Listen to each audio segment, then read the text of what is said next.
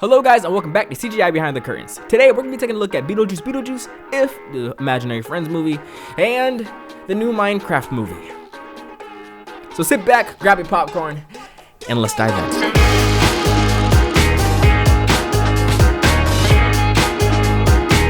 So the beloved game of Minecraft is coming out with a new movie, and as a huge Minecraft fan, this perked my ears up a little bit. Let's take a look at the new trailer.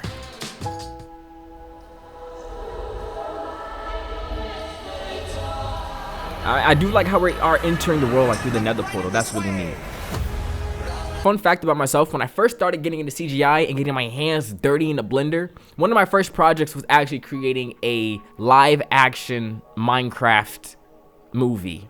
And although it was really bad, it did teach me a lot about texture painting, rigging, and character creation. So that right there should already tell you how long I've been waiting for a live action Minecraft movie. There seemed like there was a bit of a scaling issue there, but I'm not entirely sure. We're gonna go back in a second. What the hell? And I'm not too sure how I feel about these beveled edges. The thing with beveled edges is working with it in a realistic aspect. When you want to try to create realism with your 3D work, your sharp edges will more than likely need beveled edges, because everything in the real world has a beveled edge. When you see them inside of a 3D render or a CGI scene, it automatically feels off, like something's fake, because it has no beveled edge. And the approach that Minecraft is taking is over beveling the edges to create this really artistic, stylized, realism-esque feel, but it feels off because you have real life people interacting with that world. Now there are times where mixing two different art styles together create phenomenal results, like Puss in Boots' The Last Wish. They had 2D paintings and 3D elements that coincided together, which created something incredible. I believe inside of this art direction, you pick these two things that really complement each other. This real life and this stylized look, they are clashing. It should either be one, the people get sucked into this world, and then I can at least try to accept that. But if not, then this whole thing just visually clashes for no reason. I mean, I think I could have guessed that would be Jack Black, of course.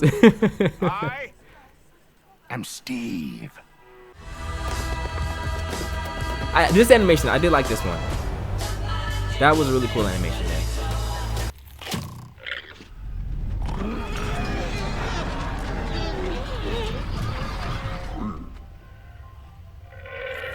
In this shot here, this one feels very off. Like for example, if you take a look at this tree, it's not up to Minecraft scale.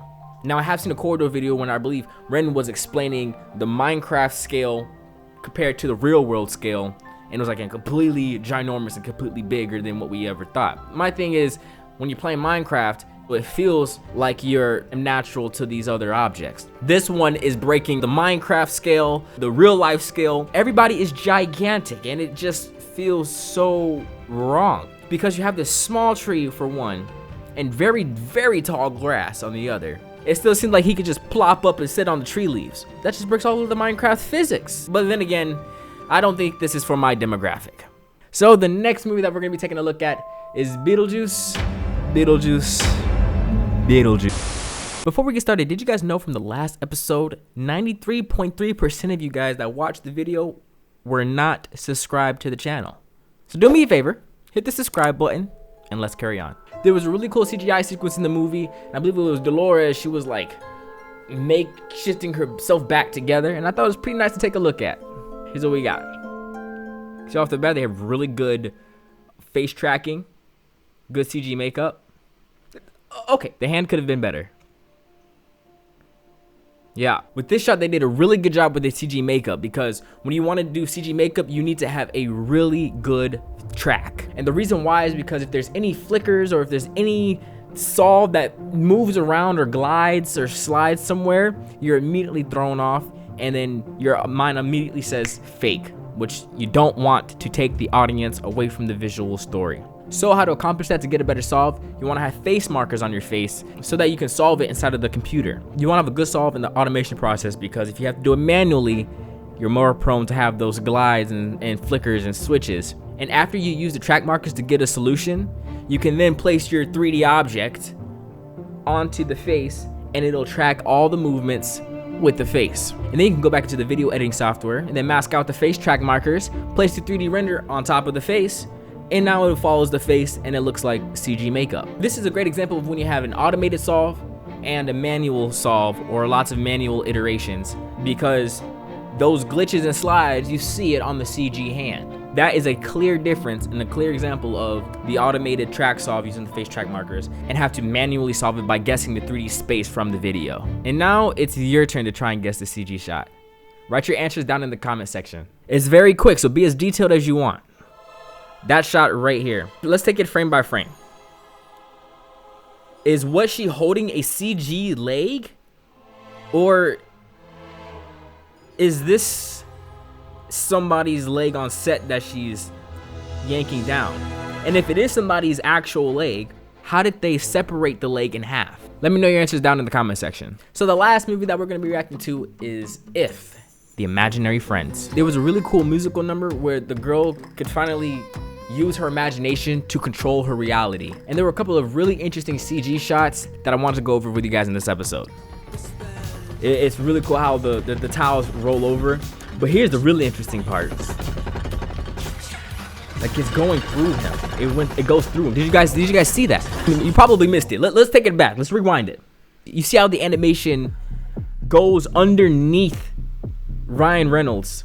Already looking at his feet, you can actually see the ambient occlusion on the bottom, so that lets me know that he's probably running on this carpet and it's being extended outwards using CG. He's probably also running towards a green screen. And ambient occlusion is just a rendering technique that's used to calculate how exposed each object is to the ambient lighting. You get these soft shadows and harsh shadows around these occluded points. And one of those points being is where his foot collides with the floor, you see that dark shadows. There's also a natural motion blur that's going on too. Right here. And here's where the rotoscope happens.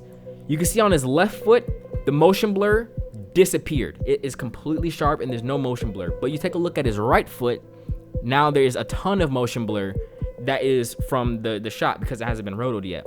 So that is where they had rotoscoped his foot out to make sure the CG goes underneath him to get that smooth transition. This next shot also happened inside of the sequence. It's really cool. Let's check it out. You see how he is morphing through the painting too. Yeah. That's nice. Now this shot in particular is really cool because it kind of gives the old Jumanji effect where they have to use rotoscope and distortion to mix a 2D image with a 3D object. How they end up doing that was just masking out parts of his body and needing to animate those masks to make it not only realistic but also logical of what is going on. And that is really, really hard. Yet you can see it here. They rotoscoped his forearms and his hands, and they have to animate that rotoscope and also use that as a effect mask to distort the painting as well. And they have to constantly move that mask to make it realistic on how he's flowing through it.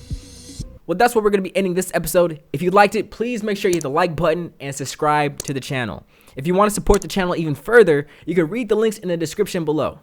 Thank you guys so much again for watching, and until next time.